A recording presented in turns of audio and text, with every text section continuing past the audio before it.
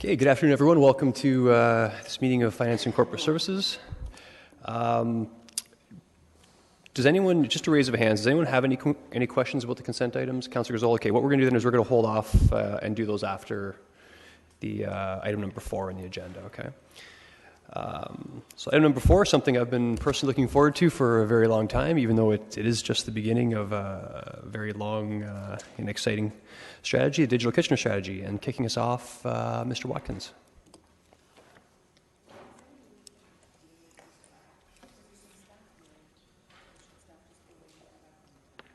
Oh, pardon me. Councillor Gazzola, did you have your, sorry, just hold on one second, Mr. Watkins. Did your question relate to GRAC at all? The consent item for GRAC? No, it's item number 3. Okay, so let's just take items number 1 and 2 then, pardon me. Moved by Councillor Galloway-Sealock, items 1 and 2, those in favour? And that carries unanimously. Thank you. So we will deal with number 3 afterwards. And again, Mr. Watkins. Thank you, Chair Davey, members of council. This is an exciting day. Before you this afternoon is the conclusion of 18 months of research and countless conversations to create the city's first digital strategy. We spoke with local tech leaders from MileVision to Google. We spoke with startups. We worked with staff from every corner of the city's operations, from purchasing to transportation, economic development to asset management. We became inspired by students at Conestoga, Laurier, and Waterloo, and by groups like Year of Code, Hacking Health, and IoT Waterloo Region. We reached out to citizens through our library branches and community centers. We read hundreds of their ideas online and on paper. They told us to think big about things like innovation, to use information and tech to provide exceptional service in new ways.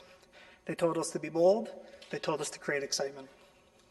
It became clear from these ideas that Digital Kitchener could not solely be about a specific solution or technology. It changes too quickly. We realized that Digital Kitchener needed to be part of the broader Kitchener story, who we are as a city. Digital Kitchener is a vision, weaving together the great ideas people talk so passionately to us about. A vision to use information and technology as a means, not an end, to transform services we provide and unlock potential within our community.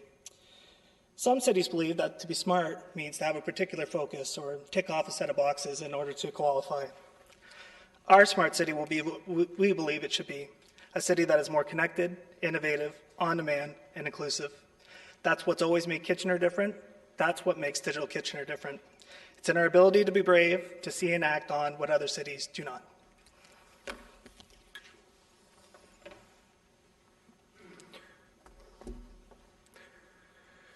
Today is about moving Digital Kitchener forward from a vision to action, and an action requires a plan for implementation. We have realized, however, that a detailed 4-year implementation schedule will not work well for Digital Kitchener. Much like technology itself, its work needs to be agile and act on opportunities as they emerge. Its outcomes need to create excitement over the 4-year life of the strategy. Our proposal to achieve this can be found on page 4.3 of the staff report. You could call this a proposed annual work plan. We prefer to think of it as our BRAVE plan. And our BRAVE plan for 2017 is the focus of the presentation this afternoon. Through Digital Kitchener, we believe that by connecting our infrastructure, Kitchener can become more competitive, more productive, and a more attractive place to live and work. We believe that when we think and speak about Digital Kitchener, that this is where it starts. In 2017, our efforts to become more connected will focus on 2 areas. First, it will be a priority to better understand what motivates new investment in fibre and wireless infrastructure. A great deal of change is currently occurring within the telecommunications industry. With this disruption comes opportunity, and we need to be ready to act. Understanding how Kitchener can leap ahead of other urban communities for investments by providers is critical to maintaining our competitive advantage. We've already begun gathering local intelligence for this, notably being chosen as a pilot city for the Canadian Internet Registry Authority's Internet Speed Test platform. Not surprisingly, uptake in Kitchener has already surpassed many of the other pilot cities. Second, Kitchener will build one of the first citywide Internet of Things narrowband mesh networks in Canada. As a result of the city's leadership last year, we will achieve this goal in 2017 through the completion of the LED streetlight conversion project. While Kitchener is the only local municipality pursuing this opportunity right now, we are pleased that the Region of Waterloo will be joining us in this exciting endeavor within Kitchener's boundaries. From smart parking to gas and water meter reading, this network will establish the foundation required for Kitchener's future IoT ambitions. Through Digital Kitchener, we believe that by inspiring a city of innovators, we can continue to drive change that has meaningful impact. We believe that our innovative nature is what makes Kitchener beyond the ordinary. Over the next 12 months, the city will rethink its approach to innovation in two ways: adopting more of a startup culture to better challenge our status quo. First, we will propose the establishment of a civic innovation lab at Communitech. It's a well-known fact that companies from around North America come to Kitchener to establish innovation outposts at the tannery, that Kitchener's innovation ecosystem can and has changed industries. We think the best way to become a leader in civic innovation is to use this same model to our advantage. The intent of a Kitchener lab will be to prototype civic IoT solutions for municipal government, leveraging the city's planned narrowband mesh network. A full proposal is being prepared in partnership with Economic Development, and it will be brought to Council for consideration in February. Second, we will commit to bringing forward more opportunities for disruptive procurement. We've learned from other municipalities that positively disrupting procurement processes can not only be achieved within legislated guidelines, but it can bring new thinking to some of our more complex service challenges. It's also a way to extend more of a hand to our local startup community, co-develop better solutions, and grow Kitchener's progressive reputation. We'll be looking to jumpstart this initiative early in 2017, starting with a request for innovation, or what might be called a reverse RFP, on how city-owned assets might be used to expand internet and wireless coverage across Kitchener. Through Digital Kitchener, we believe that by improving access to tools like open data or online services, Kitchener can leverage the on-demand experience to increase engagement and productivity. We believe that the power of information creates endless opportunities. In only 2 years, Kitchener has come a long way in its approach to data availability. The approval of the city's Open Government Action Plan and adopting Open by Default are accomplishments we're all proud of. But there's still more work to do, and there's more room for us to lead. Over the next 12 months, we will begin a multi-year effort to better understand how to make our data more meaningful, both within our walls and outside of them. But by being more meaningful, we do not mean simply offering more data. What we mean is to do all we can to put data in the hands of more people. We also begin working internally with other departments on multi-year planning for e-services, specifically on how we can better align existing city service portals into one single service platform. Through Digital Kitchener, we believe that by improving digital literacy and access, Kitchener can be a city where no citizen is left behind. We believe that digital inclusion can break down barriers. Over the next 12 months, we will press the importance of a digital inclusion by proposing a minimum public standard for computer and internet access, what we believe will be the first of its kind in Canada. One of the core components of Kitchener's reputation is that we are tech-savvy and progressive. If this is true, in a smart city, access to things like internet or a computer should be as easy and accessible as visiting a park in your neighborhood. Many great inclusion initiatives already exist within Kitchener, such as our public access computers at our community centres or Kitchener Public Library's Wi-Fi hotspot loan program. But when we talk with community partners, we can all agree that it can be done better. That if anyone can ensure that an inclusive city is a digitally inclusive city for everyone, it's Kitchener. And that's our brave plan for 2017. Our plan to demonstrate that starting today, Digital Kitchener will make things different. our plan to begin building a more connected, innovative, on-demand, and inclusive city. Pending approval by Council, staff are prepared to commence implementation of Digital Kitchener immediately. In closing, I would like to quickly note and thank some of our community partners in attendance today from Kitchener Public Library and Hive Waterloo Region. We'd also like to thank our key internal partners, notably corporate leadership team, corporate communications and marketing, and economic development. And finally, thank you, Council, for your support. I encourage you to visit our website for ongoing updates and to help us keep this great story alive by using the hashtag Digital Kitchener. And with that, we're happy to take any questions you may have. Excellent. There are a few people in the queue already, starting off with Mayor Verbanovich. Thank you very much, Councillor Davey, and thank you to both of you for the presentation this afternoon. I'm probably not too surprised to hear that. I'm very excited about this body of work coming before us today and allowing us to, with Council's concurrence, hopefully move forward with this important initiative for our community. I do have a couple questions, and one of the ones you referenced, and great to see two of our community partners here today, the library and Hive Waterloo Region. As we go forward with this, how important of a role will our community partners continue to play, whether it's public sector or not-for-profit partners, private partners, and so on? How important of a role will they continue to play on this?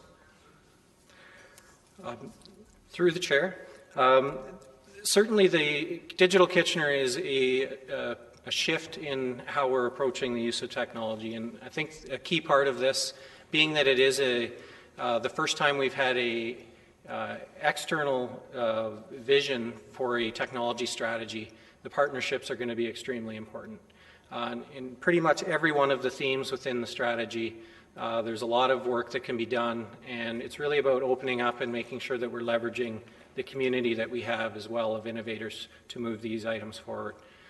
So in each of the theme areas, there's going to be a very strong reliance on community engagement and working with all the various stakeholders to help move forward and solve community challenges. Okay, and the second question, and obviously we're focusing on it from a City of Kitchener perspective, but as we go down the road and look at some of these ideas that you're pursuing and so on, do we see that there may be opportunities to collaborate and partner with either other local governments within Waterloo Region or the region itself, and with other local governments potentially along the corridor as well? Through the chair, certainly any of the challenges that we have are not going to necessarily be unique to Kitchener. I think municipalities all share similar stresses and challenges, and many of the things that we're working on, we hope to be able to leverage what other communities have been able to find as workable solutions and use that information, but also to open up what we're developing and innovating in Kitchener and be able to share those with other municipalities as well. Okay, great. Well, thank you, and thanks again to the two of you and everybody who's been involved both internally and externally in bringing this forward to us. And Mr. Chair, at the appropriate time, I'd certainly like to move the recommendation and speak to it. Certainly. Thank you. Councillor Ioannidis. Thank you, Chair Davey, and thank you, Mr. Murray, for your presentation. My question is in regards to Digital Kitchener. In a sense, it's kind of rather a complex issue. And so how are we going to communicate this to residents in the sense on how they can get a better understanding of what this really means? So as of today, actually, we have a website that's being renewed with the strategy pending approval by Council. We have worked very closely with corporate communications on making sure that we can get this information out in a way that is consumable by the public, and I think really that is removing the technology aspects of it and making sure that it's something that they can see how it's going to change their lives and how it's going to make the community a better community overall. So we're really focusing on the marketing aspect of what it'll mean for residents and making sure that we have a plan to continue that conversation with them and really demonstrate why Digital Kitchener is important to them. Okay. Is there any thought in towards, let's say, having the rationale of maybe having like a one-pager or something like that of what Digital Kitchener is to those individuals who may not understand what Digital Kitchener is, but they and they might not necessarily use it themselves, but they see that this is the way the future is going and just want to know what it is? So in front of you, actually, there's a placemat that has the strategy framework with the high-level descriptions. That's more intended for today, but obviously there's materials such as that allow us to encapsulate the strategy into a very simple, at a glance, understanding of what it's all about. And that is one of the pieces that we'll be using for that type of communication. Okay, and then my last question is in regards to this this booklet, which I think is excellent. I'm just wondering, how are we going to be distributing this? Is it going to be like a free copy at community centers, or is it going to be mail distributed, or? So we haven't discussed distributing the paper version. We've wrestled with the concept of a digital strategy being on paper. But the website that is actually under development largely replicates what is in that brochure, and that's the material that we've used to generate that website. We did want to have something that we could provide to council in a nice, easy to carry and read format, but largely we think we should be relying on digital. I wholeheartedly agree with you, but I mean, my only concern is, as I mentioned, is the segment of the population that may not be in the digital world, but they probably can grasp it and go, yeah, that's what we should be doing because it makes total sense. That's where the world is going, but we're never going to use it. But I know my kids or my grandkids are going to be right into this. And so that's why it's necessary for the city to do this. That's all. And we could certainly look at doing that. Thank you. Thank you. Councillor Gazzola.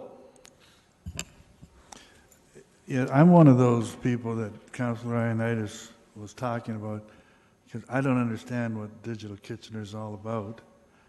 I've done a lot of reading. I find an awful lot of nice words, nice things, but you know what really is it all about? I don't, for a lot of average people on the street, I think I could give them that brochure, and what's it mean for them? So Digital Kitchener has two purposes, and one is the internal strategy to help guide our technology investments. The other is the community-based focus. We focus largely on the community areas that will be impacted today. Those are the most interesting for the public. But it's really intended to be a vision of how we can use information and technology to enhance our city services.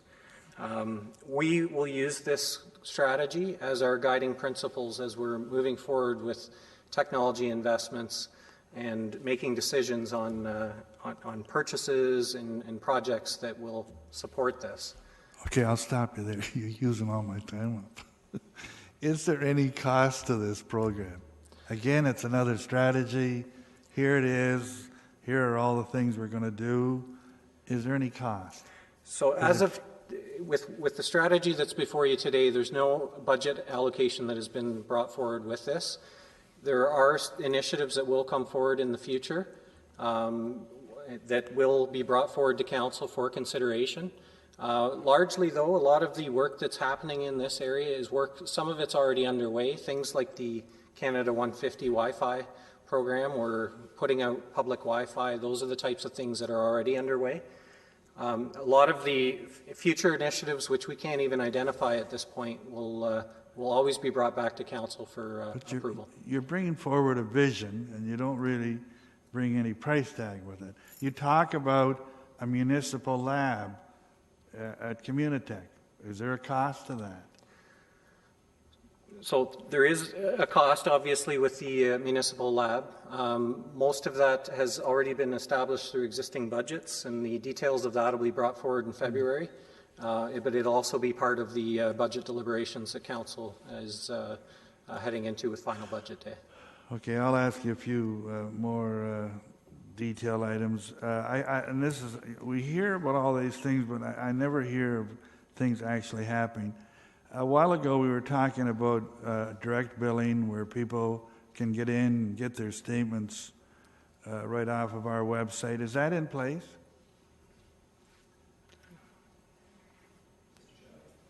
Mr. Chapman? Through the chair, Council may recall that we were hoping to launch that in the fall.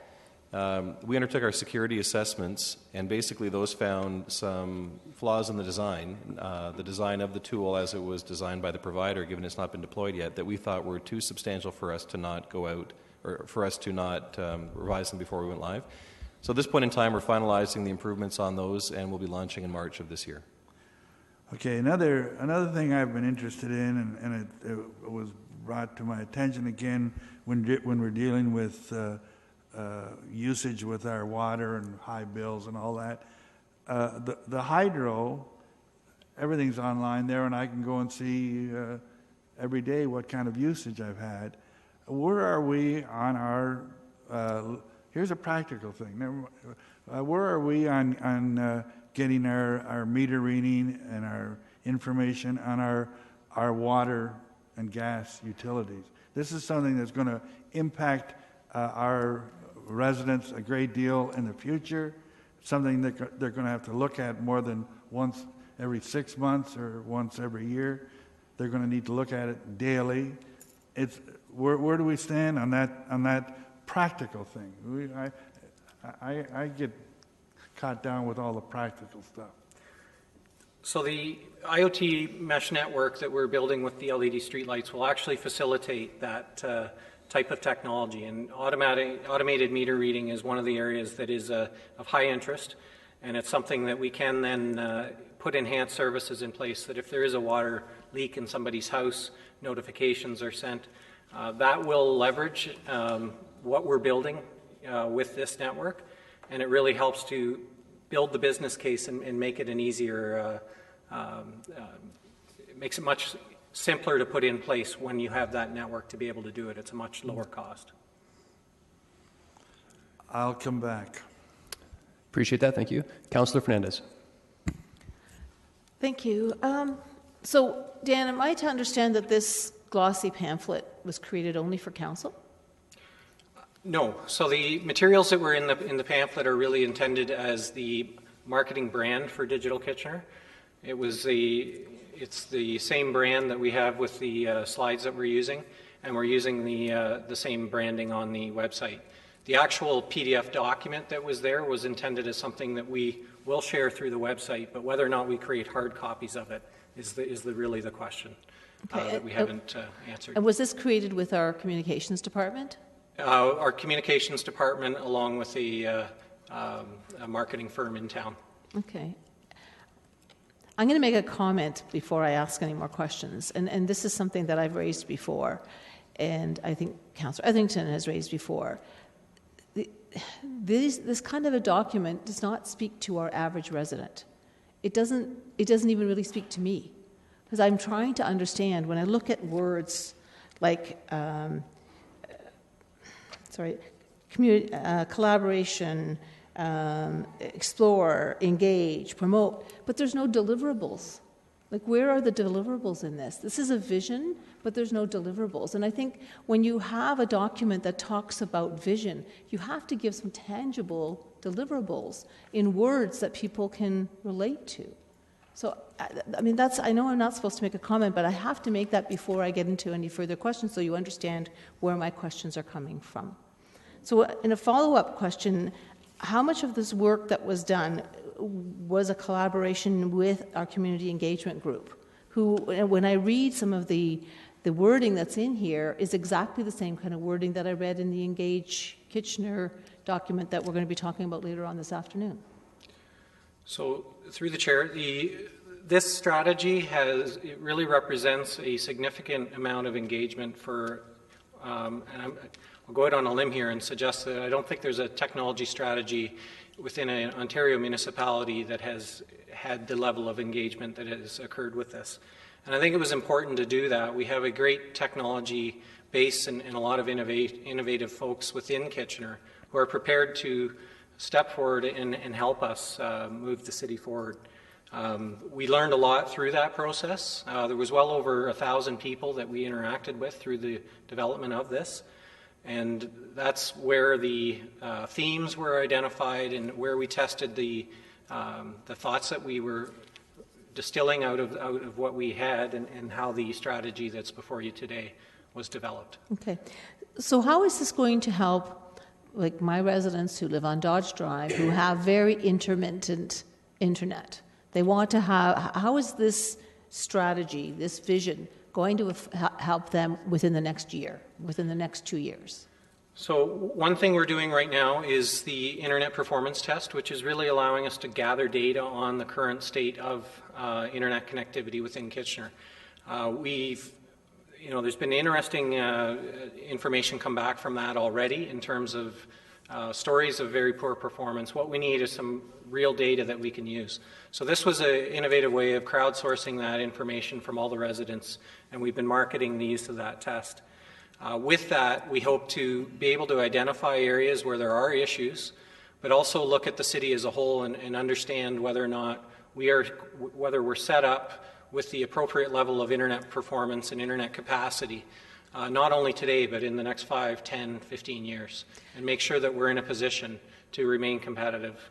Okay, so is it our responsibility to make sure that our residents have internet available to them, or is it the marketer, so Bell or Rogers or TELUS or whoever is routing all that cabling and all of that, down streets and through the infrastructure? Whose responsibility is it really? I would love to say it's the providers, but I think the reality is that as a community, we have to be able to make sure that we have services that are appropriate. And as we're finding out, there are pockets that are underserved. I'm not by any means suggesting that the city become an ISP, but I think we need to look at various options to make sure that we can promote and encourage the types of investments in the area that we can make sure that the proper services are here for both our businesses and our residents to make sure that Kitchener is the type of place they want to set up, whether it be a new business or the workers of those businesses to actually reside here. Okay. And what does it mean when we say tell our story? What does that mean? So telling our story, we heard loud and clear through the engagement that we need to do a better job of telling what's happening in Kitchener, and that was both internally and externally. Information technology has not done a great job of promoting our successes.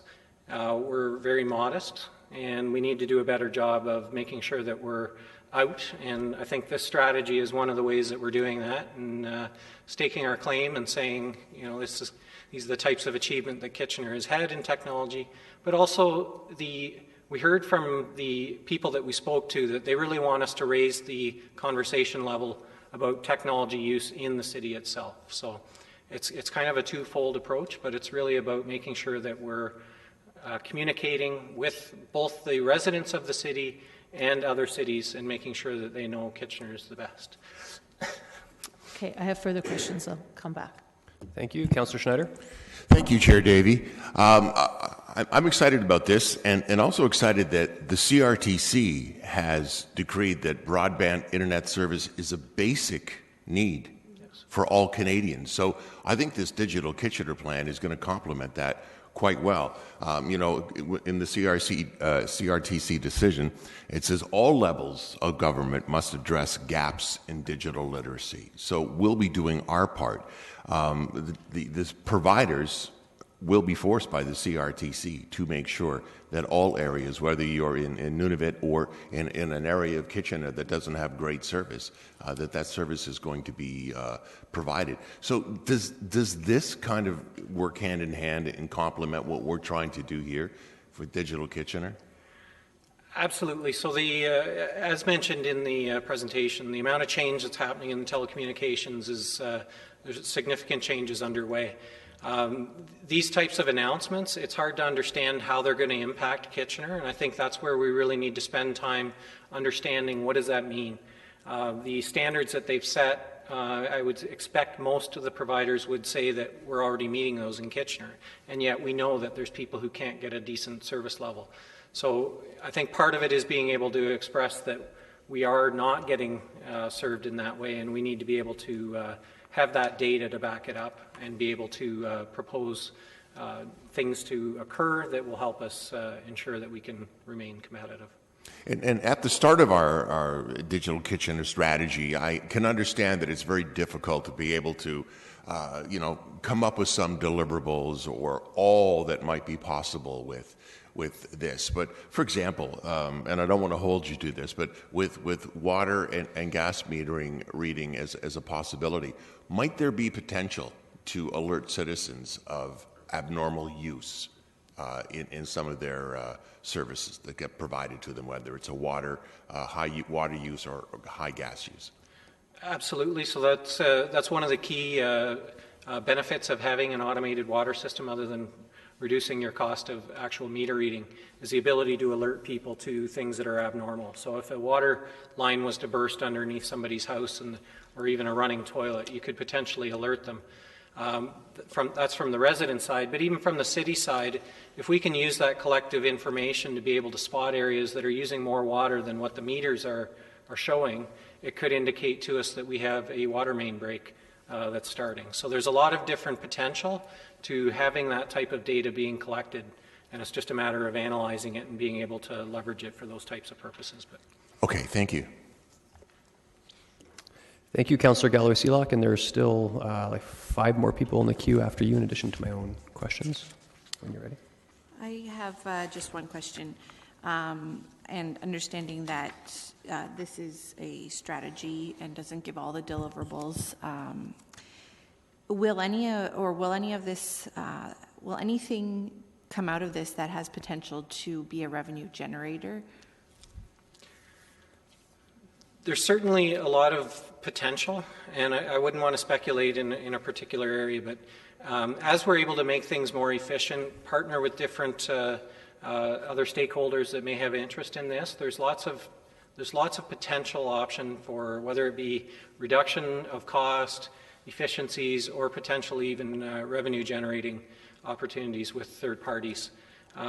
There's ways that we can deliver services and not have to, if it's tied to a private party getting some form of benefit out of it, we may be able to do that at a very low or no cost to the public.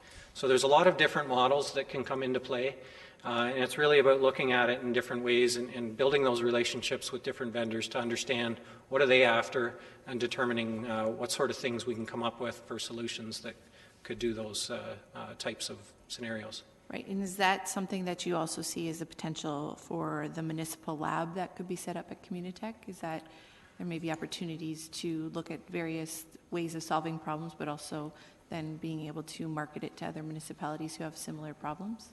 There's certainly that possibility. Again, until you have something tangible that you can work with, it's hard to know what the business models could potentially be with that. There's certainly the ability, if there's knowledge, intellectual property that we've put into it, we could potentially be able to leverage that. There's a number of different scenarios, and I think the lab, we're focusing on the lab being an IoT-based lab, but I think even just having a presence in Communitech and being able to speak to the people and attend events and be on the ground in a place like Communitech is going to unearth all sorts of opportunities and potential that we're not aware of. So it goes much more than just the lab and its operation. Yeah, and I just want to make a point that I think with either this document or anything that you're putting out, I think one of the most important pieces around this strategy is your paragraph on page 4-3 under the Digital Kitchener's implementation. I think it really lays out how it's a tactical 4-year work plan, that it really, you can't put the measurables to it, but that you're going to come back to us with 4 to 5 objectives every year. It'll be approved by council, and that'll be your work plan for the next 12 months. I think that piece is really important because it is hard to figure it all out when you just read this, but when you understand that you're breaking it down into one-year increments that we're going to be able to see and approve, I think that's really important because I'm not going to sit here and pretend to understand everything that Digital Kitchener is, because it is an emerging document. It is something that's going to continue to breathe and grow as throughout the course of the strategy, but have the main vision statement guiding you along the way. So I appreciate where this is coming from. Thank you. Councillor Yaneski. Yes, thank you. Seeing this strategy is, in my vision, my understanding is the vision of yourself and the department and the city to go in the future where this is just the modern technology of information age and technology that we're in the 21st century.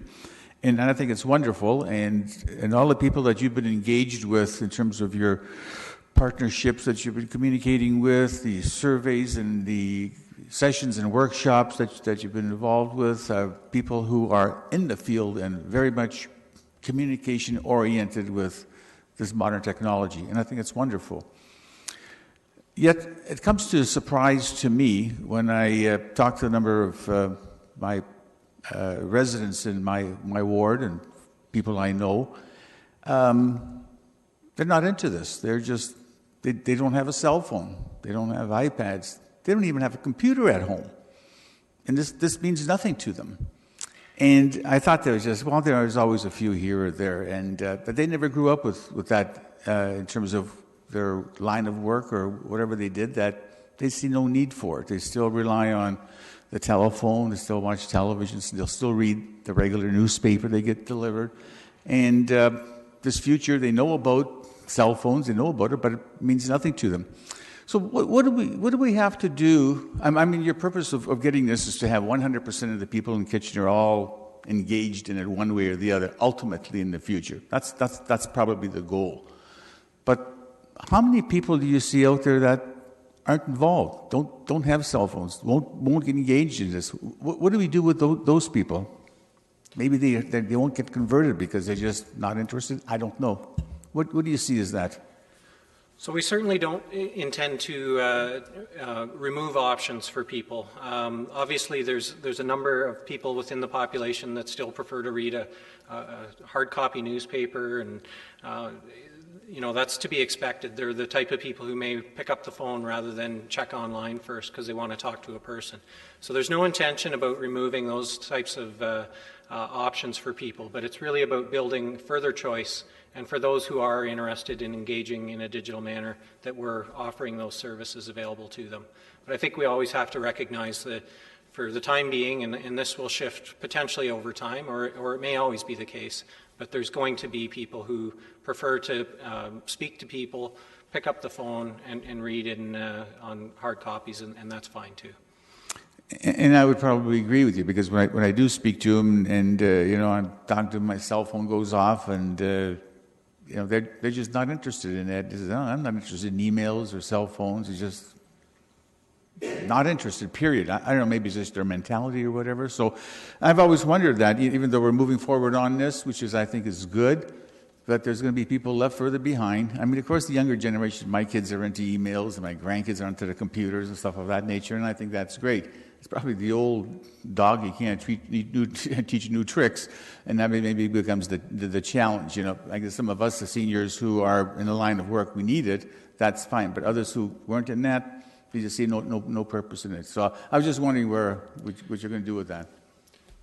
So I think one more point, if I may, in terms of the inclusive theme within the strategy, for those who are interested but don't have access to, that's where we think we can play a role in helping. Working with our community partners to be able to expand programming, and for those who are interested in engaging digital but just don't have the means, to make sure that we're providing manners that they can do that and become engaged if they wish. Right. Thank you. Thank you. Councillor Singh. Yeah, thank you, Mr. Chair. Before I ask some questions, I quickly want to make a comment based on everything that I've heard. You know, opportunities don't germinate exclusively without help. I think it needs to be planned, it needs to be cultivated and nurtured. And the way I see this, Digital Kitchener is a plan going forward that will create those future opportunities and help all our citizens, the way I see it. And most importantly, technology is that great equalizer that will help everyone across the board. We can't plan and we can't look forward into our future by comparing to the lowest denominator. We need to ensure that we move forward along with all the other municipalities that are doing similar things and stay in step, if not try to be one step further. So my question going forward is that are we trying to meet that endeavor, that we're not just meeting the bare minimum with this strategy, but we are in fact trying to take that one leap further than everyone else and to be as innovative as Kitchener always has been? Sure. Through the chair. Definitely, as you noticed, we referred to this as our BRAVE plan. And we did that purposefully. It's really about changing the status quo and the way we approach things. We're looking at trying to take new approaches to solving problems and hopefully creating a new best practice. So this is the type of approach that we're trying to signal and mark with Digital Kitchener. And, we see it as something that it's about being a little bit more bold and taking on some of those different thinking. So we referred to it as a BRAVE plan in order that, people can understand. They may not be comfortable with it, and that's okay.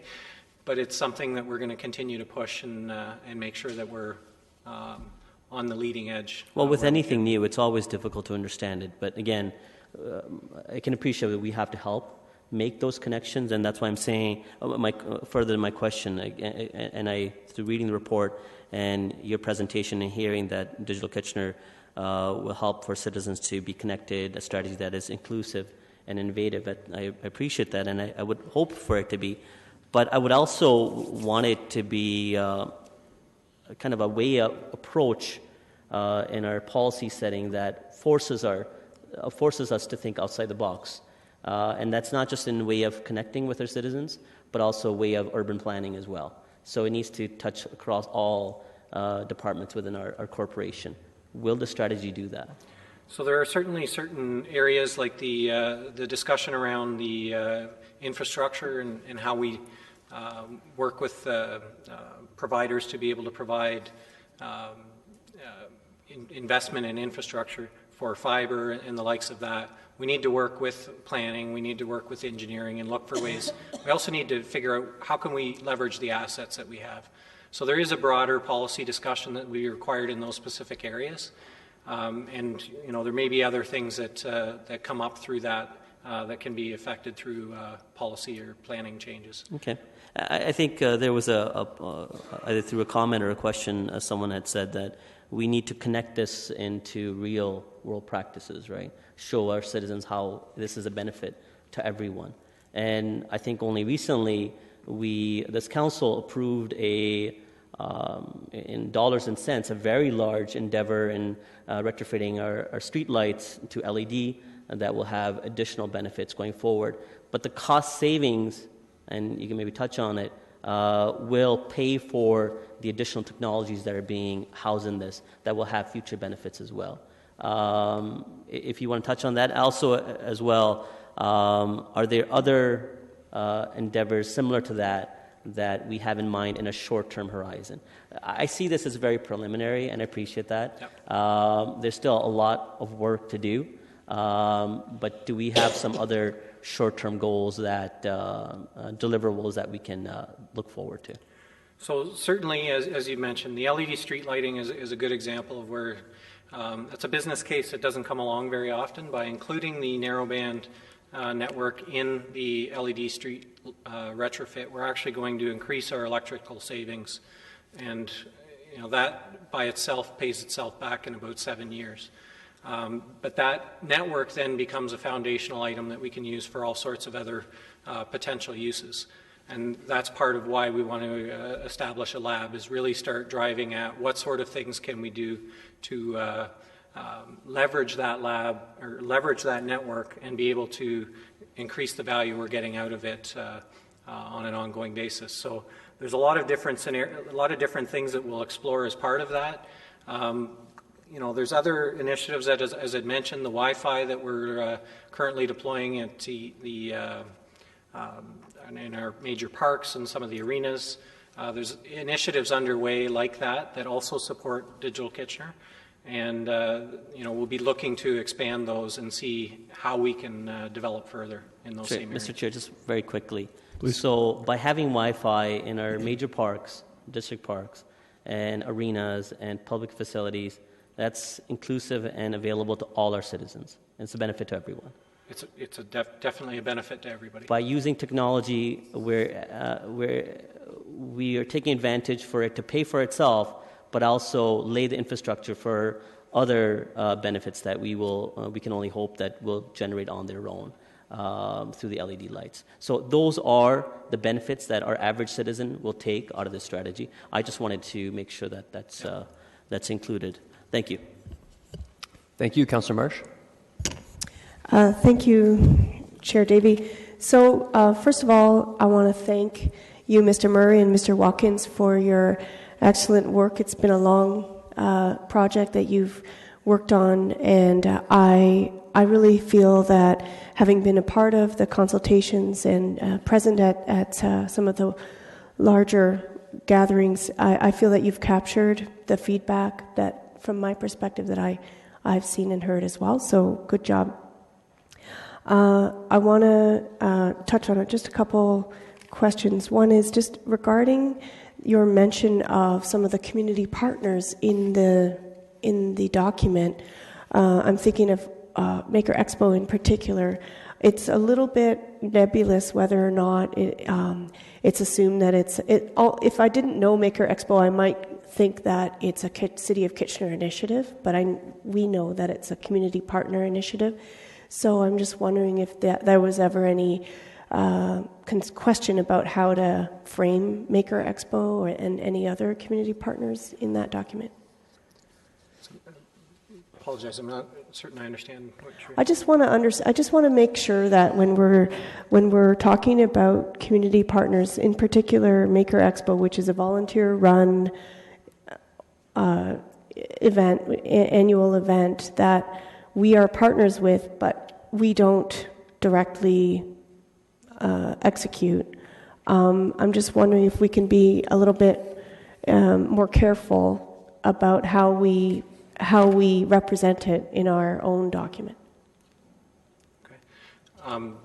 So certainly the intention here is to leverage our community partners where possible. So one of the things, we know we can't do all of the things that this document describes on our own, and it's going to take the community at large to be able to deliver on all of these items. And it's really about where we can influence and where we can support them and help move their mandates forward. Absolutely, I agree, and I want to see us be strong partners with these community partners that are mentioned, going forward. I just want us to be clear that they are just community partners and that we aren't taking credit for what they're doing. That's all. Maybe that's more of a comment than a question. I want to point out that a comment made earlier about some people just aren't interested whatsoever to go digital. I mean, they have to, whether they like it or not. I mean, the federal government has phased out checks. It's all online payments. So if somebody wants to receive a payment from the government, the federal government, then whether they like it or not, they have to go digital one way or another. I want to also just ask a question for the procurement, around procurement. I'm wondering if the idea of disruptive procurement has been something that staff on procurement end has become open to and is interested to partner on supporting.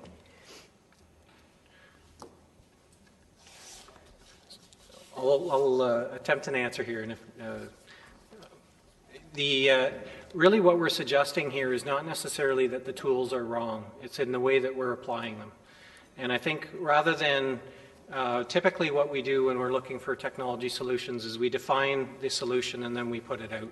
And I think what we want to start to look at, if we're really going to think about the way that we're approaching using technology to solve solutions, is we want to look at all of the options. Mm-hmm. And sometimes that means putting the problem out and allowing, especially in a community where we've got as many great minds as we have, about allowing them to help us work with the solution. I'm not asking you to defend it. I'm a very big, strong proponent of it. I'm just asking if staff is going to embrace that new way of doing things, because so far we haven't. And I would go back to the BRAVE plan again. These are things that are going to challenge people, and they're things that they're not going to be comfortable with right away. But I think that's why we're recognizing and calling it a BRAVE plan. It's about trying to move the needle on those things and make sure that we're challenging those approaches and coming up with new ways of doing so. Yeah, and maybe even beyond the realm of digital technologies, I would suggest would be even more brave. But I think that's really a great start. So really, I just want to give kudos again. I think it's a terrific strategy. I'm really excited about it.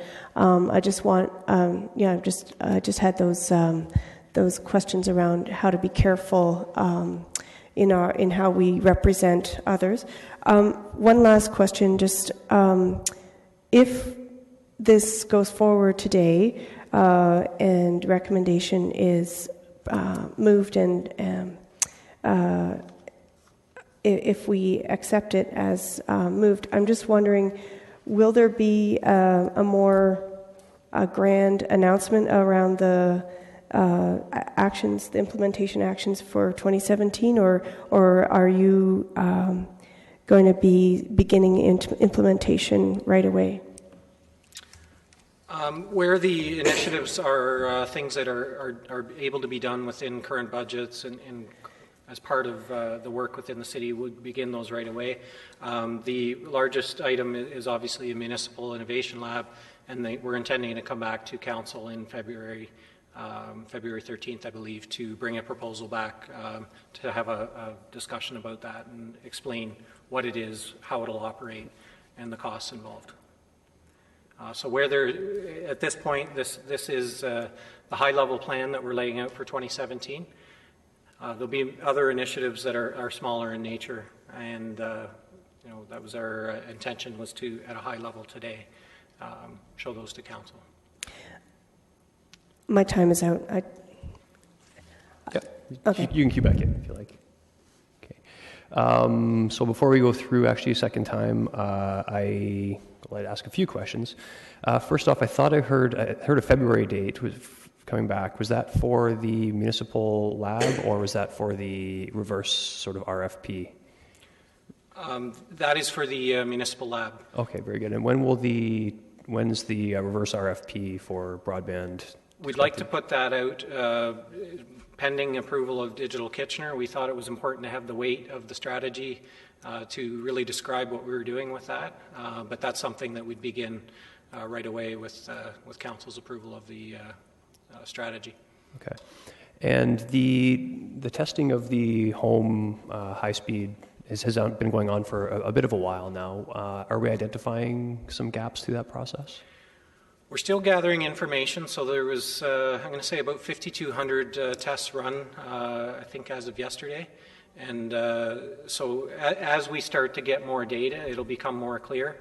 We're really working on the promotion of it at this point and trying to get more tests run so that we get a better information across the city on what the current state is. And then we'll start doing some of the assessments with the data that's been collected. Do you know if any other municipalities ever done that sort of reverse RFP to use our assets to accelerate the rollout of broadband? So we've certainly been looking for various examples of what this could look like. Boston just recently released one that's very similar to what we're considering, and it's really, it's a different approach because, again, we're not looking for a specific solution, but we're more looking for ideas. So it's it's about trying to be open enough in what we're putting out that we can gather those types of ideas and make some decisions on an approach we might want to take. Okay, so being that I think it's important we are a leader in that sort of like our community is known for our tech, left to market forces, the highest speed's always going to go to the largest urban centers first. So is it possible when some of this comes back that our municipality, if we're really interested in that, will have to take more of a role than other cities might? Yes, for the fiber, again, that's a very complex scenario because you've got regulator in play, you've got initiatives like the SWIFT network that are also receiving funding and moving forward. So there's a number of variables at force here, and it's really about trying to figure out what is our best approach to make sure that we can ensure Kitchener gets the investment when it's required. But at the same time, making sure we're not missing any other opportunities that are potentially there. So it is something that we really kind of have to watch and look at all the different things that are happening. But I think we need to push forward at the same time and come up with plans in case somebody doesn't show up at our doorstep asking to invest. So. Okay.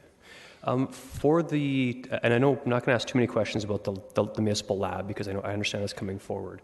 But I've heard from a couple members of council already, and I have the same interest. Is it possible for us to be able to partner on, since we are one of the first communities to have, especially the narrow band LED lighting? Is it possible for us to partner with some startups in terms of ownership even? Is that something that we're looking at for revenue generation? From a private perspective? Or? Yes. So the intent is not necessarily to do that with the lab itself, but certainly any initiatives that would come out of the lab. And there'd be various partners that might be involved. And obviously there'd be potential solutions that could come out of that. There'd be interest from the private parties to be able to market those to others. So I think those are the types of scenarios that Councillor Galloway-Sealock was talking about, and whether or not we can capitalize on that somehow. And I think we need to understand what those scenarios look like and look for those opportunities as they come up. Okay. So that's going to, we're going to have to take some risk, I think, for sure. So I think, my understanding in this strategy is we're going to be sort of almost like we're going to be running a pilot, so almost going to be a pilot city in terms of our LED infrastructure. Is there a plan ever to open this up entirely to private, the network infrastructure itself to private corporations, or do we intend to make it public only? Or is that too early to answer? For the network, we're not at the point yet where we have all the details on. Obviously, security is going to be a very high priority with this network. I would love if we could potentially do that sort of scenario, but we've had one meeting at this point with the vendor, and we're not at a point where we're comfortable with exactly how that could play out. But certainly, those are the types of things that we want to be aware of and watch as we get into this. If there is an opportunity, especially with the developments like Catalyst 137 and areas like that, if we can provide some form of test bed for them to work, that would be a great scenario. Okay, good. In terms of the citizen-facing side, right now we have Ping Street, and I've told people that it's a work in progress, and it will be. Do you expect that we will be continuing with Ping Street with this new strategy in the future? Or will it simply be will we be looking at a new platform? Can you speculate that at this point? So that's certainly been a question of discussion, and I don't think there's a direction at this point. We've got a lot of services in e-services that we need to rationalize and look at and determine an approach. There's a number of projects coming up with the ActiveNet replacement, a website refresh, CRM. There's a lot of things that need to be considered as part of that, and the future of Ping Street and any mobile apps would certainly be part of that conversation as well. Okay, very good. Going back to the top, Councillor Gazzola. There's 3 people in the queue. Yeah, we've been talking about this reverse RFP. Where is that? Where do I find out about that in the report here? The reverse RFP. It's not in the report explicitly. It's in the so Digital that's Kitchener. Why I missed it. It's in the Digital Kitchener strategy, which would be. Okay, if it's there, fine. That's sufficient. I just want to talk about the page 11. Sorry. This where you're testing across the city the speed of the internet. How does that work? I test that with my internet service provider. I can check that at home. What are you doing that's beyond that?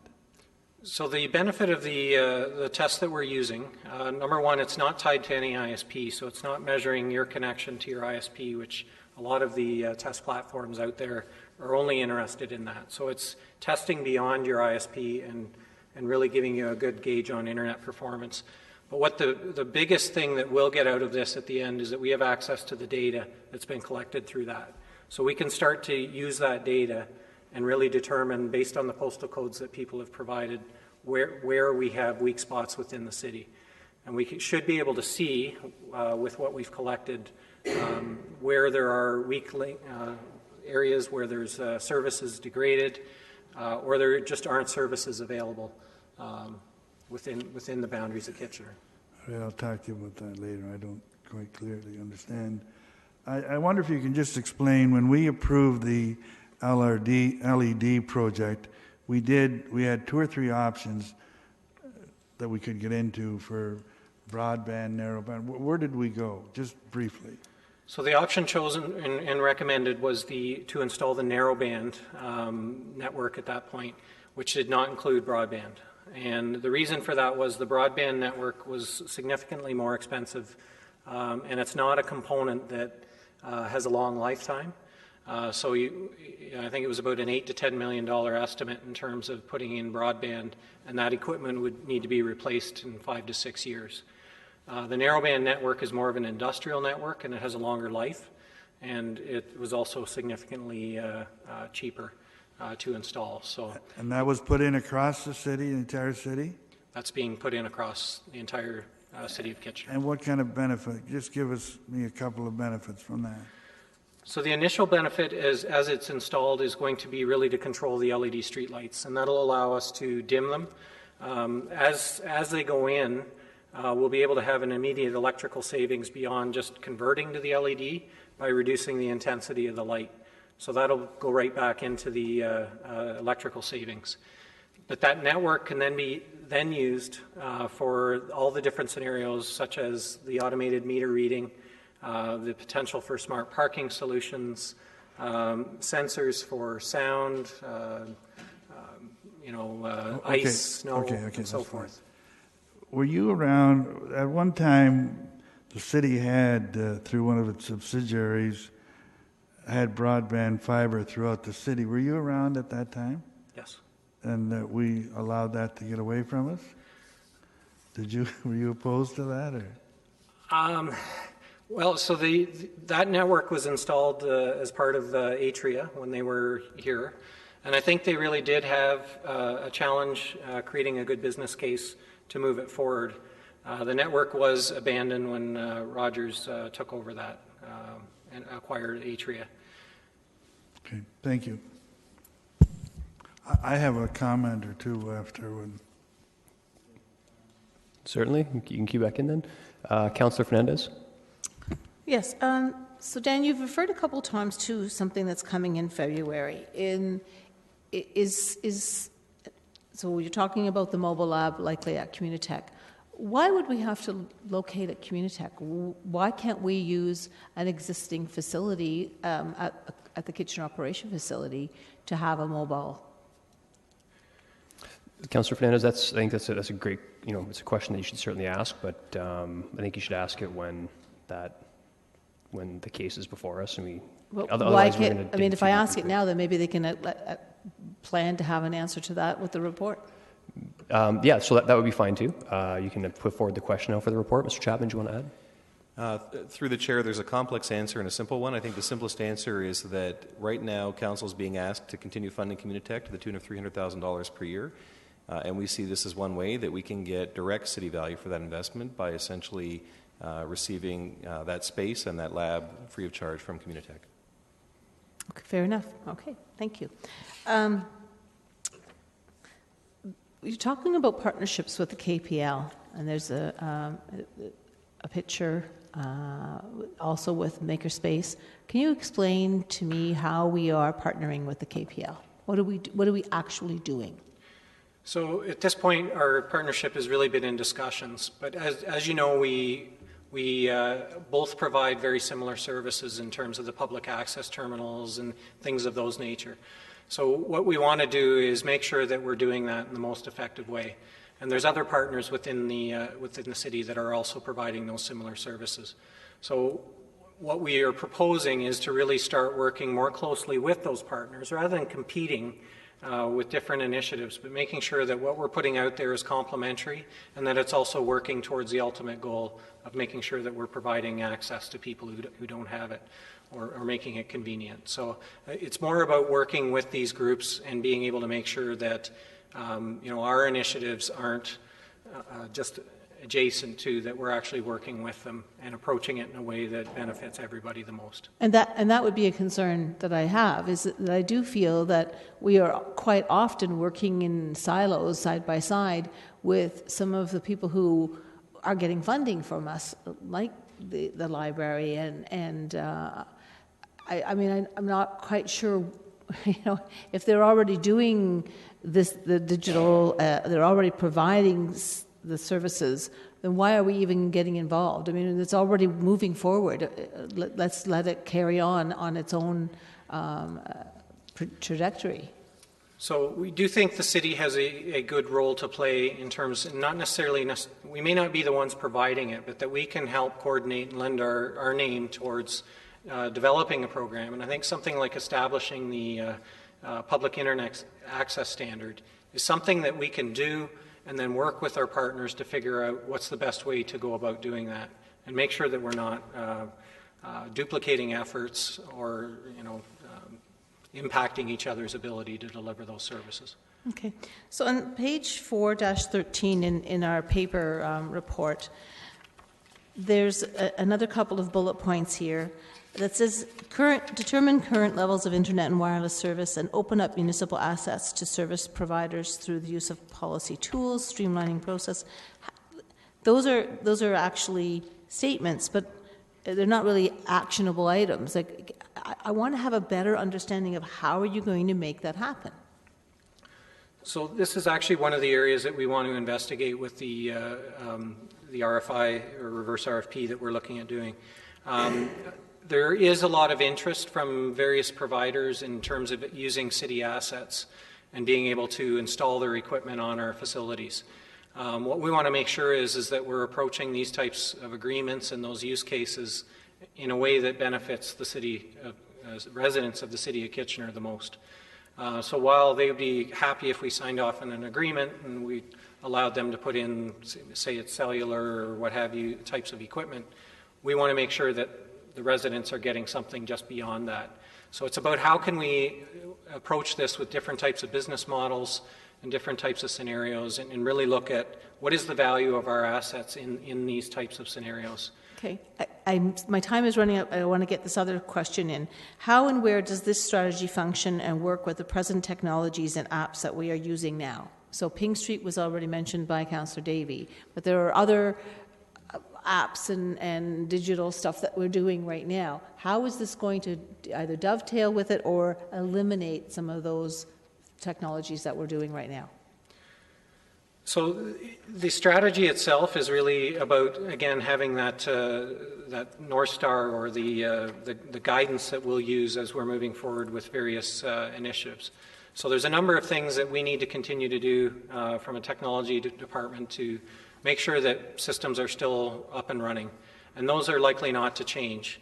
But where there are initiatives here, like On Demand and Innovative are two great ones as an example.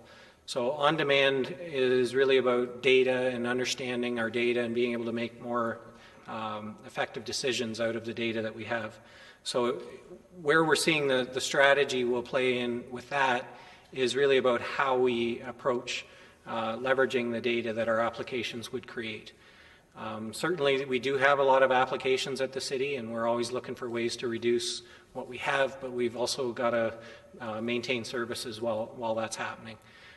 So we'll continue to do those, keep the lights on services, but we'll always be mindful of the strategy and making sure that the decisions that we're making are supporting the strategy.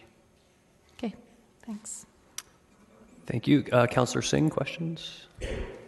Just quickly, now with the strategy that's before us for acceptance, our adjoining municipalities and regional Waterloo, are they doing something of their own that's quite similar? And if not, how far behind are they? Or are they in stages of considering it? Just want to see you in comparison. So I'm not aware of if any are developing a digital strategy per se. I know they're continuing with the internal focus strategies, but I'm not aware of any of this nature. So if we're further along, and I would assume there will come a time that they will have to consider this as well, are we able to provide assistance for service, fee of service, because we're further along and we've implemented something, and so we've have some proprietary knowledge of this?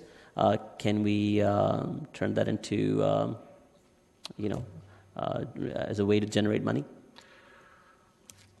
I haven't really given that much thought, but certainly if there was an opportunity for that type of thing, we could go back to council for direction.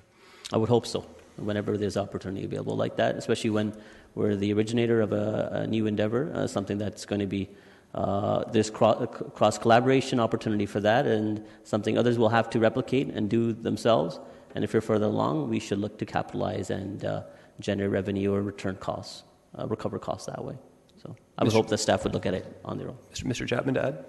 And where we, I think, see the earliest potential could be through the Innovation Lab. We think it's important that we move ahead on that initiative, and there will be costs associated with that, but we believe as it proves its value, others may have an interest in participating, and then that can help to defray and share the cost of the lab over time. Good, thank you. Councillor Ioannidis? Mine's comments. Comment? Okay. Sorry, could you cue back in? I'll make sure you're in the same target. Okay, I have no one else for questions then. We're into comments. Councillor Gazzola. How am I so lucky to get to be the first to make comments? Maybe I'll set the stage. I appreciate where staff is coming from here. It's really, really good stuff, but at a very high level. And it's going to be well over the head of many of our constituents. I didn't realize that was a funny point, Councillor Singh. I didn't realize that was so funny. Councillor Gazzola, please continue. Yeah. You can call a point of personal privilege, yes. Councillor Singh? Yeah, Councillor Gazzola, the item hadn't been moved yet, so I was just discussing with the mayor. He had keyed in wanting to move, and we were just jesting as to who pressed first. It wasn't based on anything you said. Usually I don't find what you say funny. So. And sorry, my apologies to the mover. I had anticipated you want to speak at the end, but if Councillor Gazzola, since anyhow, getting back to this, I can appreciate the potentials of where we can go here. I don't mind throwing in the fact that a few years ago, I was the only non-visionary in our region that was opposed to selling everything off from Atria. Okay, I'd love to know if we had hung on to that, how much further ahead we'd be today. But that's history, unimportant. The whole problem I have here is, again, we have a master plan, a strategy with no financial information or very limited financial information, only a vision. And, we can't continue to approve visions. Sooner or later, we have to pay the piper. And so I would have liked to. Now you're going to tell us, we're going to give us some information for 2017, but you're not going to give us that till after the budget has been settled. So, I guess that means that won't come into play until 2018. That's an election year. So. I can appreciate where you're going, and I can, I'm sure down the road, support a lot of these things that the balls are in the air. I guess I somewhat get a little impatient because I hear of all of these great things we're doing. I think they're great, but it's before they finally come into play, it just seems a lot of time passes. We just keep talking about the vision. It's the same with our infrastructure as to all the money we're going to get from senior governments, and we just keep talking, and it just dribbles very slow. So, in the fullness of time, I'm in favor of a lot of these things going forward, but at this point, I'm not. I will stick to my my record of not wholeheartedly approving strategy plans that don't give me any information as to what financial costs there might be, and I'm sure a lot of financial benefits. I look to financial benefits, and I never see them.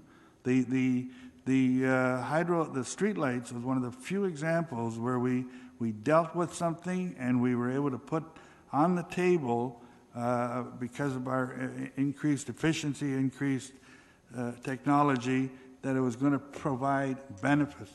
We see so many plans that there's a cost, it's a great thing, but it's hard to see the benefits dribbling back to our taxpayers.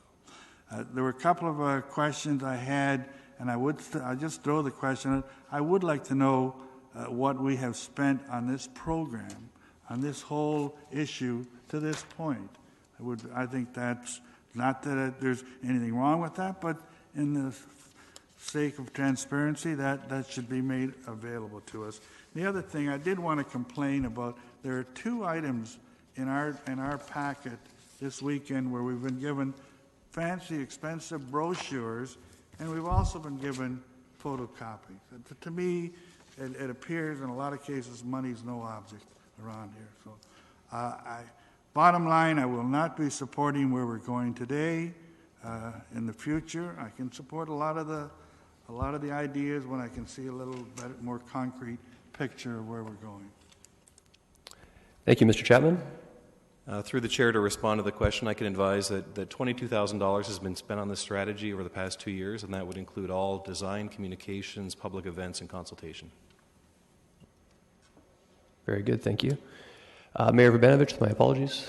No worries, Mr. Chair, and certainly my pleasure to be moving the recommendation that's before us today, and to comment on it.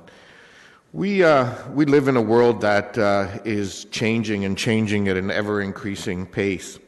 I think the proposal that's before us that has really been the culmination of months of work by staff, community partners, the local tech industry, not-for-profits, and others, is a bold plan that harnesses our reputation as a city. Our reputation as a city and reflects on the power of possibility. It really is a blueprint for change that looks at the role that digital technology plays for us as a corporation in so many different areas that we do, whether we're talking about economic development, advocacy, community services, IT, customer service, infrastructure. The list goes on of areas that are impacted by the digital world that we live in. One of the things that, as we have continued to evolve as a center, as a city, and as a region around technology and innovation from an economic development point of view, was the importance of ensuring that we as a local government are responding to the world around us as well. Because the reality is other cities, the private sector, and others are doing that. And looking at what our role is in terms of infrastructure, in terms of innovation, in terms of open data, in terms of digital literacy, and what role do we need to continue to play in these areas going forward? How do we make sure that the decisions that we make not only ensure that we're delivering the best and most cost-effective services for our residents, but we're doing it in a way that's consistent with the overall kind of community that we're building and creating. It is great to see our partners from the library and High Waterloo region here They're partners amongst many. And they're here because we have done things with them in the past, and we need to continue to do things with them in the future going forward. As I said at the time when the library was here for budget as an example, when it comes to digital literacy today and going forward is as important as reading and writing were at one point in time. At 50, I'm probably the last generation who may not have been exposed to computer in their schools. As I look at the counselors around the Horseshoe who are younger than myself, there's a good chance that at least at some point in your education, all of you have been exposed to technology. For those older than me, in all reality, you've probably been exposed to them as well at school and certainly in life since then. And so this is going to continue to impact on our community. And a strategy like this is important because it sets that blueprint for change going forward and helps people understand what's happening. I think for me, one of the most important pages in this overall document is actually page 22 that talks about really the three things we're trying to achieve. Investment in technology, processes, and initiatives that support our goals as a community.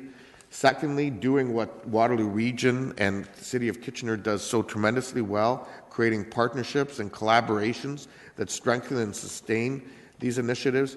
And finally, telling the story, making it understood for everyday citizens.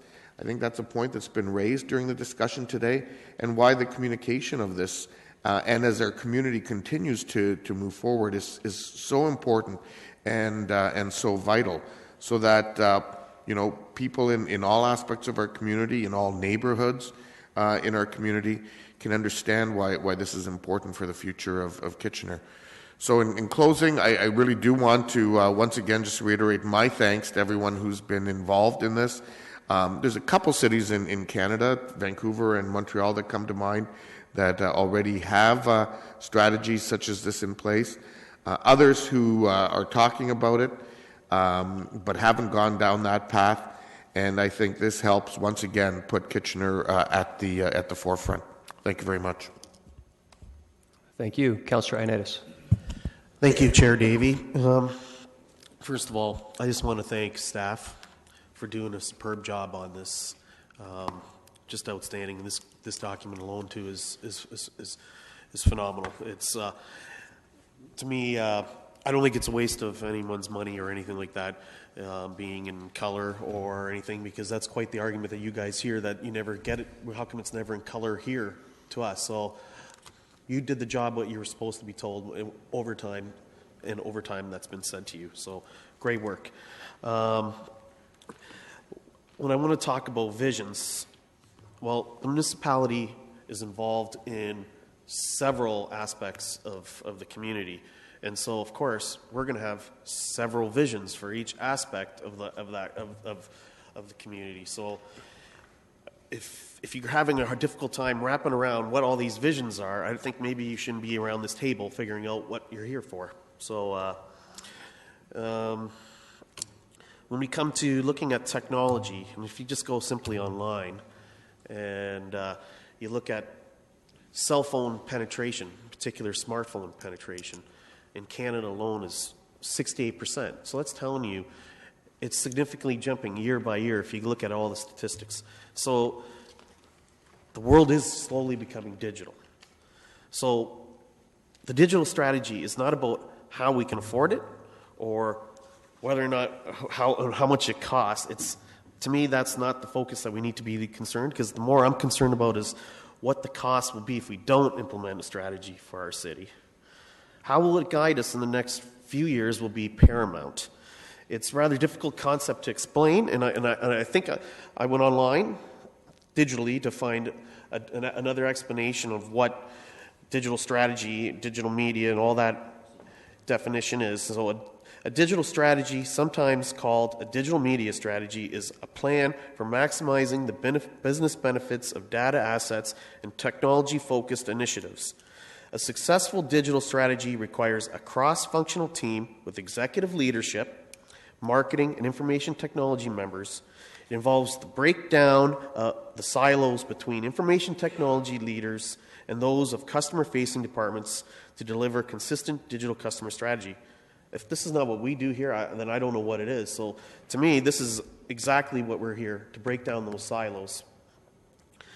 Having a strategy will help us guide us on digital technologies. Sorry, I'm just having this technology. In other words, it's something that we are dealing with in every aspect in this corporation, whether it comes to emails, whether it comes to mobile communicating, whether it comes to social media. It's embedded throughout our organization. And why we don't have a plan right now already in place, to me, is astonishing to me.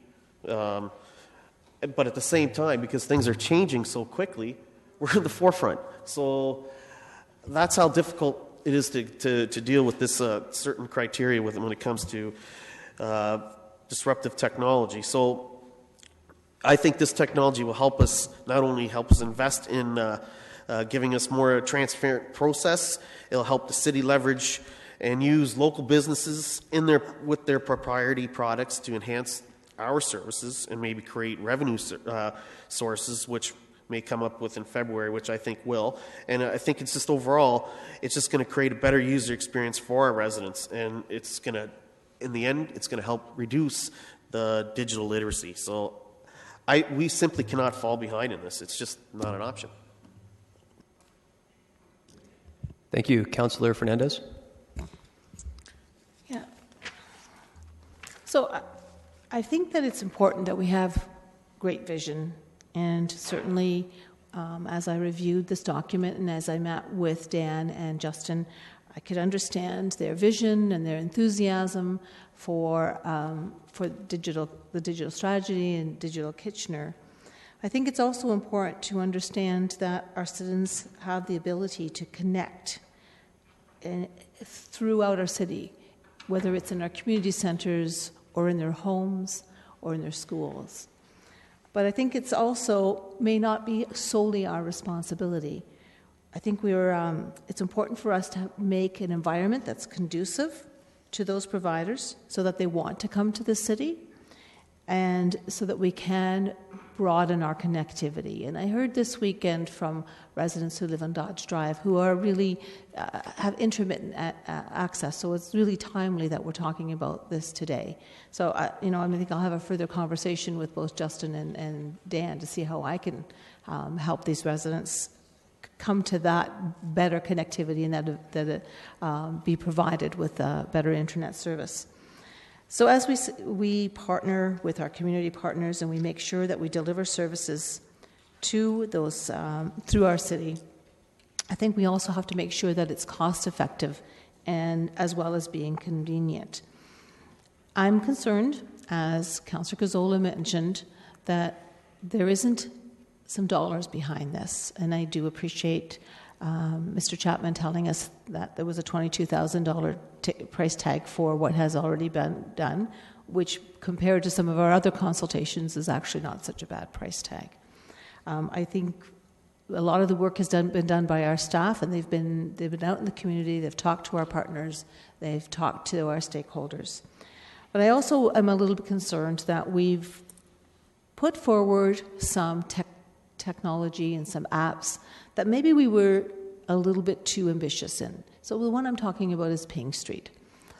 I wondered at the time whether we were ready and prepared to implement that app.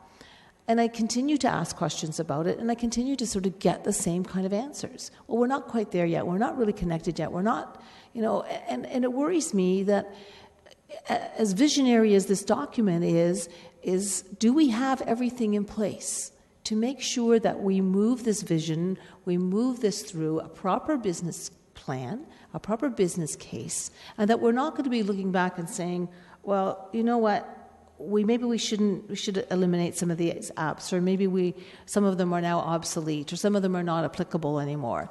So coming with a vision, we also have to see some deliverables. And I did ask Dan and Justin that, and they did have some answers, but I did indicate I would be asking this question again. So as much as it's important to have vision, I think it's important for our citizens to know what it's going to cost them. And yes, this is a very high-level document, but the question that we are going to get as councillors is, what is it going to cost me? What is it going to? They know what it's going to cost them in water. They know what it's going to cost them in taxes. But where is this going to fit into that whole picture, that budget picture? When we sit down on the 23rd, where is this going to fit in there? And if it means a lot of new initiatives, we've heard loud and clear from our engineering staff and from our infrastructure staff, we need to be focusing on our infrastructure. This is critical as well, this connection within the community, within our partners, it is critical too. We want to make sure people are connected. But we also, and I've said this before, we are also very responsible for our pavements and our pipes. And parks, we're responsible too, but I think we got to make sure that that water can get to our homes and it's clean and it's safe, that we can flush our toilets, that we can drive on our streets. So as important as this visionary document may be, I want to bring it back to nuts and bolts. And I think that that's sometimes where visionary documents kind of tend to forget about some of the nuts and bolts. I just want to make a comment about what was just stated about people being around the table who maybe shouldn't be here. A variety of opinions always make up a very interesting discussion and debate, and it's part of democracy. And I think that to say that some may not belong here is disrespectful to our overall community, which is made up of a very diverse, culturally, ethnic, and age group-wise a variety of people. And we have to respect that as we sit around this horseshoe. Councillor Singh? Thank you, Mr. Chair. I think during my term at council, there's only been a very few, if just a couple opportunities where we've had the privilege to voice and imprint our opinion on a topic, a vision, a strategy that really defines what our community will be in the coming generations. This is exactly that. Similar to what Edith was able to do to transform our downtown and towards the economic development strategy, the Digital Kitchener is the next evolution of that, and will continue to redefine of who we are as a community and allow us to continue to compete on not just nationally but globally in being forefront of a community that is technologically savvy and allows an opportunity for our citizens to be connected and have their voices included. In the document, there was a concern raised that not everyone may understand this vision. On one of the documents, it outlines, together with our partners, we will build a foundation that harnesses the power of digital technology to create a world-class, innovative, and smart city. I think this is a basics of a foundation that all our citizens can rally around and understand and appreciate. And this is an opportunity that can have a profound benefit for our citizens in improving the quality of their life, allow a medium that helps to be inclusive, allows for it to be inclusive of our citizens' concerns and input. And opportunities such as this, as I've already said, is rare, and I will strongly support it and encourage my colleagues to support it as well. The concerns raised with costs, I think even leading up to this, the strategy, there have been steps taken, preliminary steps taken. We've already supported steps forward that measures where there were self-funded costs and cost savings. And this strategy only outlines an improved roadmap, how we can continue to seek out efficiencies and leading into a digital generation. And I think we would simply not afford if we don't proceed and accept this. And very much want to compliment staff and their hard work in outlining in a very clear format of what we're doing and the direction we're heading, and the digital document here that, or the printed document here that was included, I think does a very good job in promoting of an exciting future that City of Kitchener is traveling forward on. Thank you. Councillor Marsh. Thank you, Chair Davey. I just have a couple comments to make. First, I want to say, I want to reiterate my kudos to the staff on a terrific job on this strategy. I want to comment on the need for a vision before implementation plan. I don't know how this council would expect staff to plan for any new initiatives without first creating a proposed vision for us to confirm here at the council chambers, and then for them to go ahead and say, okay, yes, council approved this vision, now we're going to look at developing implementation plans. They're not planning to implement this whole vision this year. We're going to have sizable chunks each year in terms of a business plan that will be proposed to us that we can debate at another date. We need the vision now, and this vision is extremely strong. Since we have widely consulted on this vision, we know how best to optimize our partnerships. We aren't going to be duplicating services or doing unnecessary initiatives. We're going to capitalize on the amazing community that we already have around us, on the partners that we have willing to work with us. And so let's be brave. Let's embrace the innovative spirit that we have in our community, and let's approve this strategy. Thank you. Councillor Schneider. Thank you, Chair Davey. I too would like to thank Dan and Justin for the length of time that you put into this, but also the effort. And I know we've spoken, and all of council got to speak with you over the term of this, so it's been great. I think when our own CRTC has declared that broadband internet service is a basic service that all Canadians are entitled to receive, that what we're doing here with this strategy goes hand in hand with that.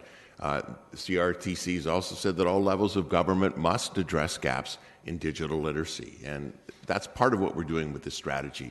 We've got some great partners in our community, and I also believe that as this goes on, we are going to create some efficiencies and some financial savings that can go to other areas of need in our city. As Councillor Marsh says, this is a very good vision where you're not asking us to write a blank check today, just to say that this is a vision that we believe in, and I certainly do. Thank you. Councillor Etherington. Through you, Mr. Chair, I just wanted to say quickly that I agree with what the Mayor said in his comments. Now, to me, we write reports like this so that people read them. If people don't read them, there's no point to writing them. That's my training background coming out.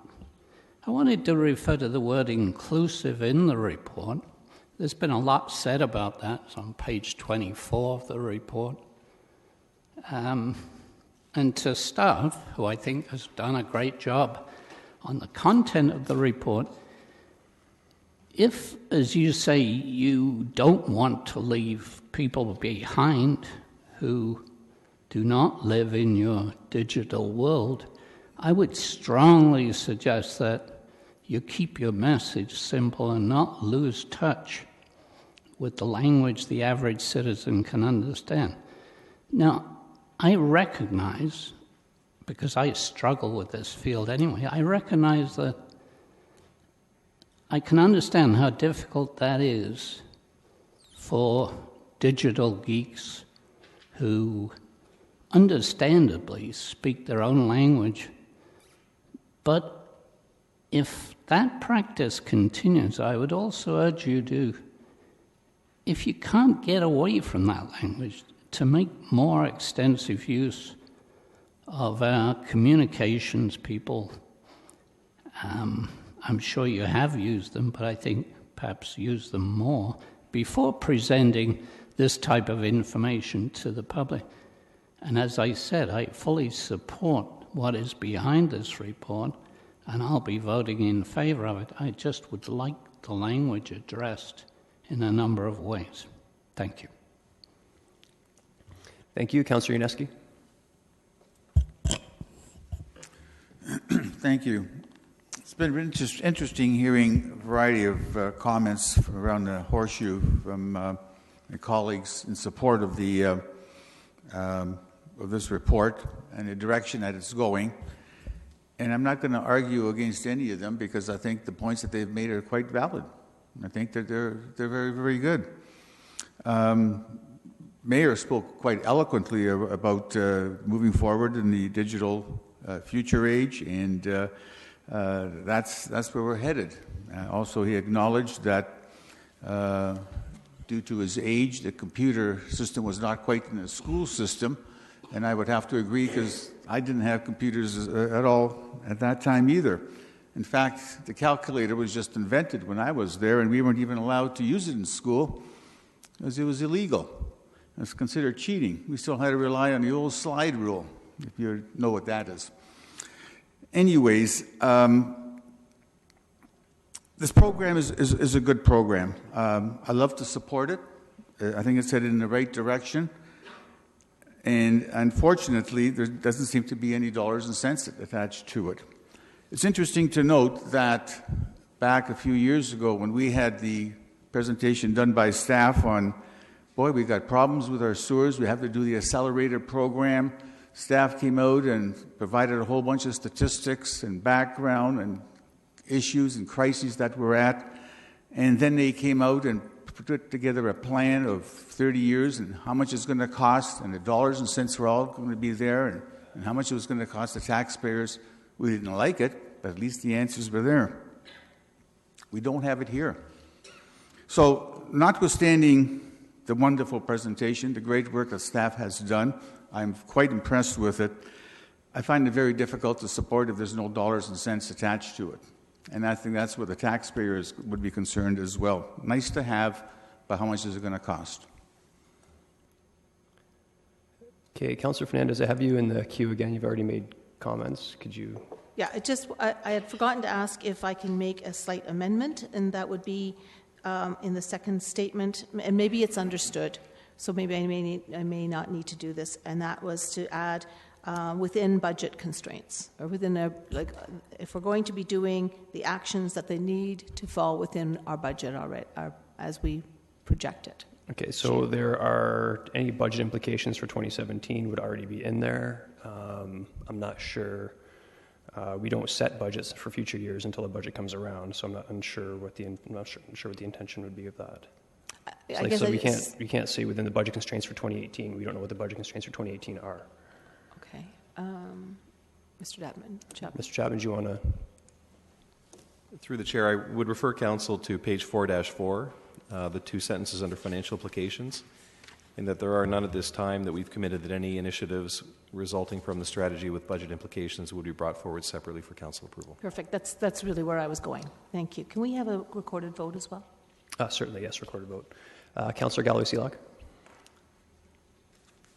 I'm very supportive of the strategy. I made my brief comment earlier. I just wanted to come to a point that keeps seeming to be a sticking point when we're dealing with these visionary documents, these overall plans. And I want to draw an analogy, because for some it seems to be coming to dollars and cents. When this isn't the plan to talk about dollars and cents, we will have that opportunity when these different pieces come forward at a different time. And so I draw it to if I am in my home and I have a plan that I want to fix 2 bathrooms, 3 bedrooms. That's my vision.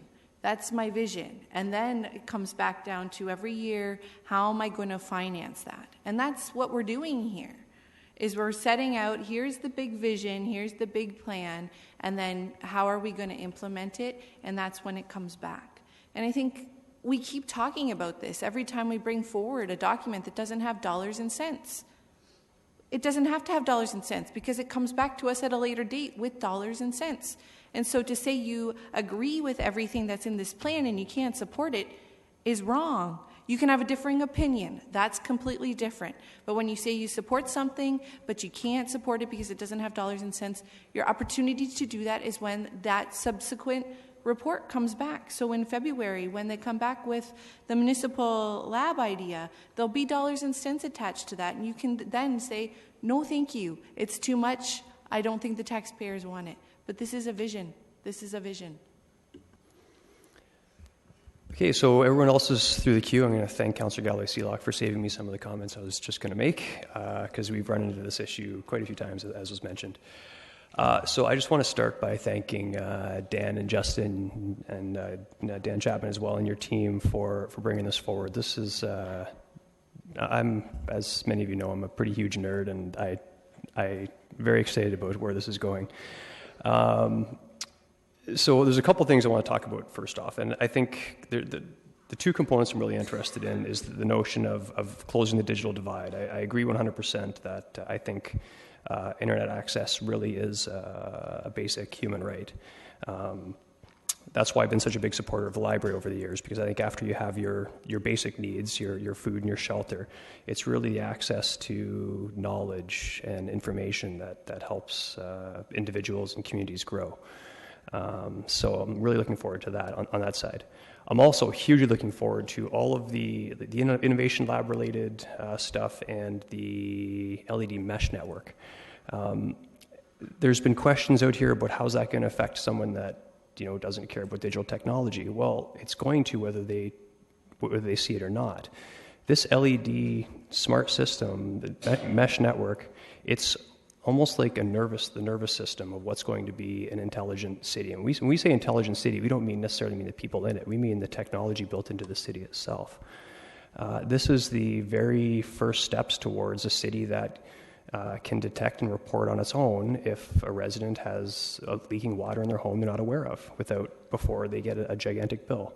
This is the technology that could potentially indicate that a fire is in someone's home long before a fire alarm goes off and someone hears it and someone calls in. And not only that, it gets wired directly to the fire department, which could save a valuable amount of time. Seconds save lives, as any firefighter will tell you. It's interesting to note as well, just discussing this sort of technology with the fire chief. He wasn't aware that when we have these LED lights, they're geolocated, they can blink. So if there's an emergency at a home, it's not impossible to have a device inside the home that will flash the nearest street light as the emergency service vehicle approaches. These are all ways that someone who does not care at all about technology will benefit from it. And that's just a couple examples. There's all sorts of ways that we're going to be able to, there could be sensors that could, report if garbage is missing, that could just reach out to the region or grass. And the beauty about this is we're not waiting back on some breakthrough, some technological breakthrough to do this. The technology's out there. It's just a matter of getting the people, the coders and the designers to put these things together and bring them forward in mass market. So it's very, very exciting stuff. So back to staff, when they started this digital strategy, I told them that, this Kitchener is about technology. This is who we are now. This has to be the most ambitious strategy, never mind for our size, for any city. And frankly, I think our smaller size makes us a bit more nimble in this, that we can react to these sorts of things. So I was looking for that. We need to be the tip of the spear. We need to be the ones doing the pilot projects that we can possibly sell to other municipalities after we work out the kinks. And this is what I'm seeing in the strategy. So I'm very, very excited that, Kitchener is going to be boldly going where no city has gone before. With that, a recorded vote has been called. So we can queue in. Voting is open.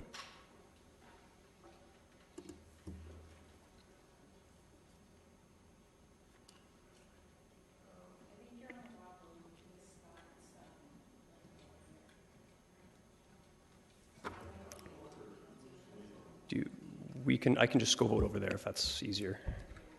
Yeah, then Barry, let's come over here.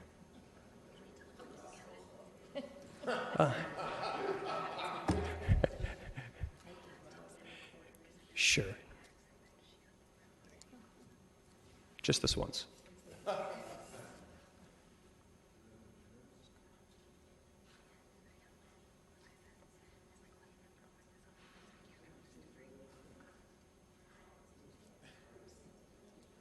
All right. Those in favor? And opposed? And the motion carries. Very good. We still have the final consent item to deal with. First, you have to take a motion. Councillor Gazzola has questions, so his motion would be to take item number 3 out of consent. Those in favor? And opposed? That carries. Councillor Gazzola.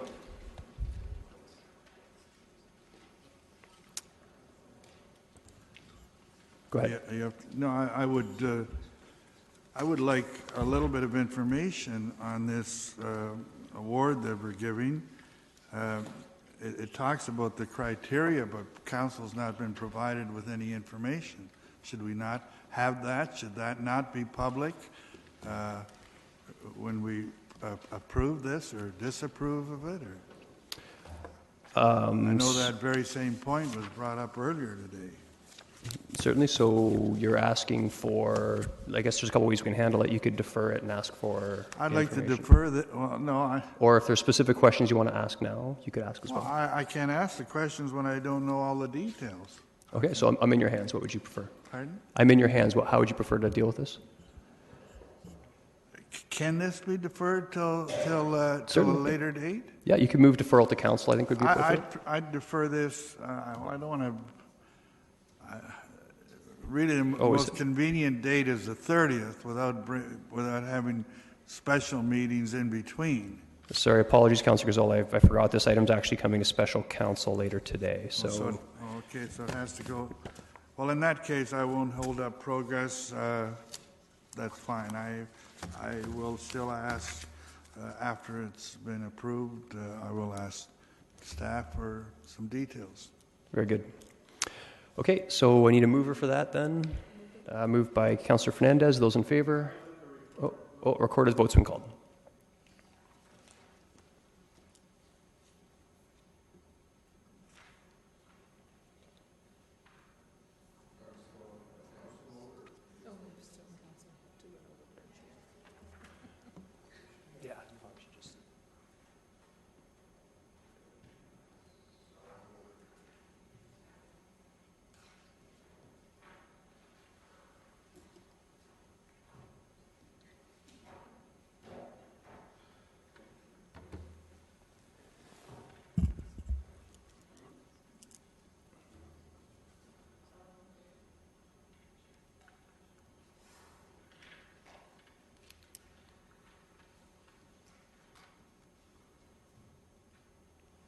Those in favor? And opposed? And the motion carries, and that concludes Finance and Corporate Services. Thank you very much.